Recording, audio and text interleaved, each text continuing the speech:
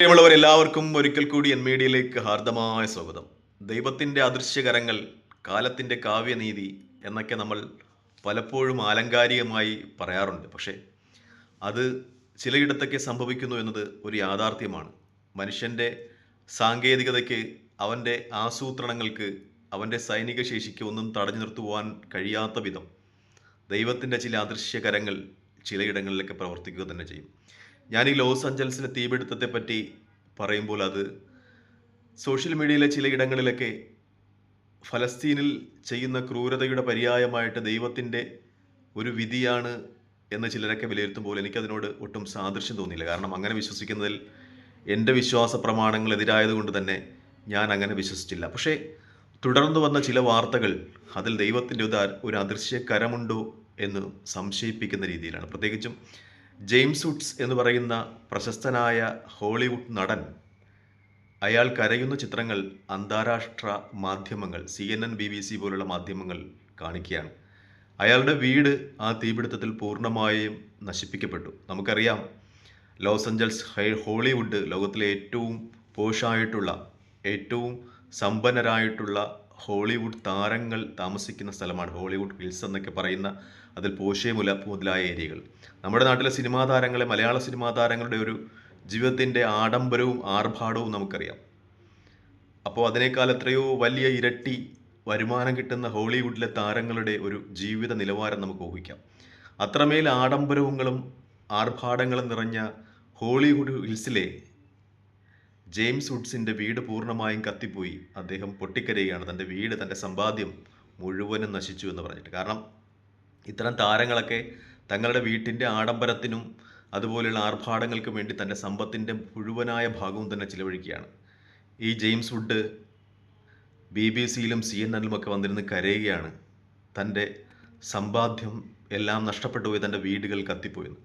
നമ്മൾ ഇയാളുടെ ഒരു പൂർവ്വകാലം, മാസങ്ങൾക്ക് മുമ്പുള്ള പൂർവ്വകാലം അന്വേഷിക്കുമ്പോഴാണ് ഇയാൾക്ക് ദൈവം നൽകിയ കാവ്യനീതിയാണോ, ഇയാളുടെ ശിക്ഷ ദൈവത്തിൻ്റെ അദൃശ്യകരങ്ങളാണോ എന്ന് തോന്നുന്നത്. കാരണം ഗസയിൽ ഇസ്രായേൽ അധിനിവേശം നടത്തുമ്പോൾ, അവിടെ ക്രൂരമായി ജനങ്ങളെ കൊന്നൊടുക്കുമ്പോൾ, കുട്ടികൾ കൊല ചെയ്യപ്പെടുമ്പോൾ, അതിൽ തൻ്റെ സോഷ്യൽ മീഡിയ പേജുകളിലൂടെ അത്യാഹ്ലാദം പ്രകടിപ്പിച്ച ഒരു ഹോളിവുഡ് നടനാണ് ഈ ജെയിംസ് വുഡ് എന്ന് അന്താരാഷ്ട്ര മാധ്യമങ്ങൾ ചൂണ്ടിക്കാണിക്കുന്നുണ്ട്.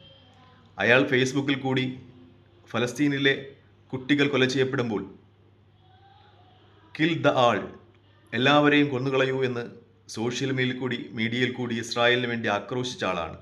നോ സീസ് ഫയർ, അവിടെ വെടിനിർത്തലിൻ്റെ ആവശ്യമില്ല, അവസാനത്തെ ഫലസ്തീൻ കുട്ടികളെയും കൊല്ലുക എന്ന് സോഷ്യൽ മീഡിയയിൽ കൂടി ഇസ്രായേലി സൈനിസ്റ്റുകൾക്ക് പിന്തുണ കൊടുത്ത ആളാണ്.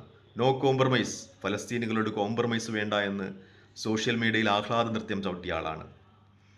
ഇസ്രായേലികളെ തകർത്ത ഒരു വീടിന് മുന്നിൽ നിസ്സഹായായി വിലപിക്കുന്ന, തലയിൽ കൈവച്ച് വിലപിക്കുന്ന ഒരു ഉമ്മയുടെ പടമിട്ടുകൊണ്ട് സോഷ്യൽ മീഡിയയിൽ ഇസ്രായേൽ ഫലസ്തീനിൽ നടത്തുന്ന ക്രൂരതകളെ ആസ്വദിച്ച ഒരാളാണ് ജെയിംസ് വുഡ്. അയാളാണ് അഗ്നി വിഴുങ്ങിയ തൻ്റെ വീടിനെക്കുറിച്ച് ഓർമ്മിച്ച് വിലപിക്കുന്നത്, ഒരു നിസ്സഹായനെ പോലെ വിലപിക്കുന്നതെന്ന യാഥാർത്ഥ്യം നമ്മൾ കണ്ണു തുറന്ന് കാണുമ്പോൾ ഇവിടെ ഒരു കാവ്യനീതിയില്ലേ, ദൈവത്തിൻ്റെ അദൃശ്യകരങ്ങൾ ഇവിടെ പ്രവർത്തിച്ചിട്ടില്ലേ എന്ന് തോന്നുന്നത്.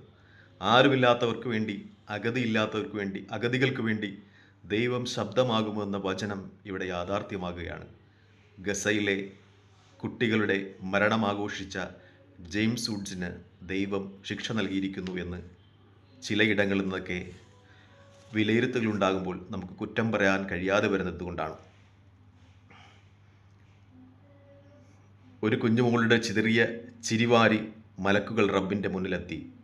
അരുവികൾ ഒഴുകുന്ന ആരാമങ്ങൾ തോറും അവളെയും കൊണ്ട് മലക്കുകൾ നടന്നു. അവസാനം അവളോട് ദൈവം ചോദിച്ചു, നിനക്കെന്താണ് വേണ്ടതെന്ന്.